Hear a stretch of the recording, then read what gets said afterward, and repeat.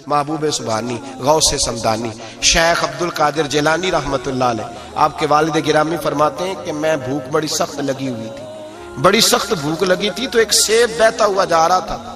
ایک سیب بہتا ہوا جا رہا تھا پانی میں، تو اٹھایا تو کھا لیا۔ دل میں خیال آؤ ہو پتہ نہیں کس کا تھا۔ اب جدھر سے پانی آ رہا تھا ادھر چل نکلا، ایک درخت ہے، باغ ہے، اس باغ کے بہت سارے درخت جھکے ہوئے ہیں، اس دریا کی جانب پتہ کیا کس کا ہے، سمجھ آئی کہ انہی کے باغ سے وہ سیب جو ہے بہ کے گیا ہوگا۔ کہتے ہیں مالک کے پاس گیا، میں نے جا کے کہا بزرگوں، بڑے نیک آدمی تھے، ان سے میں نے کہا بزرگوں، غوث اعظم کے والد کہتے ہیں، میں نے کہا بزرگوں ایک سیب کھا لیا ہے، تو پریشان ہوں کہ وہ میرے لیے جائز نہیں تھا، بڑی کہہ کرنے کی کوشش کرتا ہوں نکلتا نہیں، مہربانی ہو جائے۔ انہوں نے کہا میں نہیں معاف کرتا، میرا سیب کیوں کھایا، حالانکہ جاتی ہوئی شے ویسے ہی جائز ہے، کیوں تو نے کھایا، میں نہیں معاف کرتا۔ تو کو بابا جی قیمت لے لو، بخش دو۔ بابا جی کہنے لگے چل کچھ دن رہ، میرے کھیتوں کو پانی لگا۔ سید زادے، چڑھتی جوانی، خوبصورت ماتھا، خوبصورت چہرہ، نور دور دور سے چھلک کے پڑے، سادات کے گھرانے کا سجا ہوا نوجوان، کئی پکڑ کے کدال پکڑ کے بابا جی کے کھیتوں کو باغ کو پانی لگاتے۔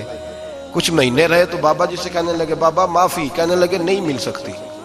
کہ کس طرح ملے گی، کہنے لگے ایک بیٹی ہے میری، آنکھوں سے اندھی ہے، کانوں سے بہری ہے، زبان سے گنگی ہے، ٹانگیں بھی کوئی نہیں دونوں، بس سانسیں چلتی ہیں، تو شادی کرے تو معاف کر دیتا ہوں۔ حضرت غوث پاک کے والد گرامی کہنے لگے مجھے قبول ہے، میرے اندر جو رزق چلا گیا اس کو پاک کرنا ہے، کہیں وجود جہنم کہیں دھن بن جائے، میری تو نورانیت چلی جائے گی ساری اگر میں اس طرح کا، مجھے قبول ہے۔ نکاح ہو گیا۔ کہتے ہیں جب حجلہ عروسی میں داخل ہوا،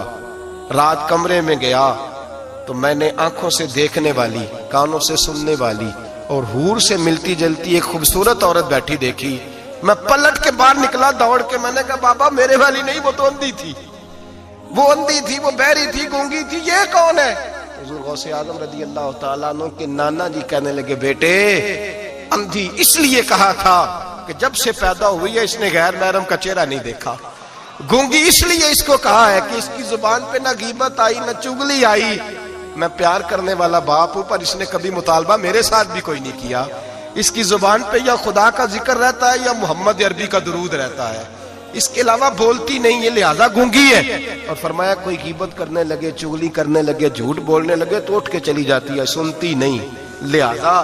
پیری بھی ہے، اور چونکہ کبھی گھر سے باہر پیر ہی نہیں رکھا لہذا لنگڑی بھی ہے۔ حضرت جناب سیدنا غوث اعظم کے والد گرامی فرماتے ہیں میں نے ایسی عورت کے ساتھ نکاح کر لیا اللہ کی رضا کے لیے،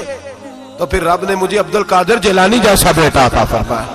پھر غوث اعظم جیسا اللہ نے مجھے بیٹا عطا فرمایا۔ میرے بھائی ہم جو بنیاد بنا رہے ہیں، تو کہتا ہے بات نہیں مانتی بہو، تو میں نے کہا بالکل صحیح کرتی ہے، نہیں ماننی چاہیے اسے، اس لیے کہ دولت بیاہ کے لائے ہو، بہو تھوڑا لائے ہو۔ کہتے ہیں جوائی لالچ بڑا کرتا ہے، تو میں نے کہا کیوں آفرے کرتے رہے تم، کس نے کہا تھا یہ باتیں کرنے کو، بالکل صحیح کر رہا ہے، وہ جو آپ نے جس بنیاد پہ دیوار بنائی تھی وہ آپ کو مل رہی ہے۔ میرے نبی کریم صلی اللہ علیہ وسلم نے فرمایا جب تو گھر بنانے لگے، بچی اور بچے کے لیے رشتہ ڈھونڈنے لگے، دین کو، اگر بچے کے دل میں خوف خدا ہوگا تو بیوی کو مارتے وقت ڈرے گا، 100 دفعہ خیال آئے گا، عورت کے اندر خوف خدا ہوگا تو سمجھے گی میرا خاوند ہے، اگر وہ نماز سے، قرآن سے، نبی پاک صلی اللہ علیہ وسلم سے وابستہ ہوں گے میاں بیوی، تو ان کے اندر ضرور کچھ نہ کچھ تصورات آئے، ضرور کچھ نہ کچھ چیزوں کو سوچیں گے۔ میرے نبی پاک علیہ السلام نے تربیت کی تھی نا حضرت فاطمہ کی، فرمایا بیٹے تیرا خامد اسی طرح ہے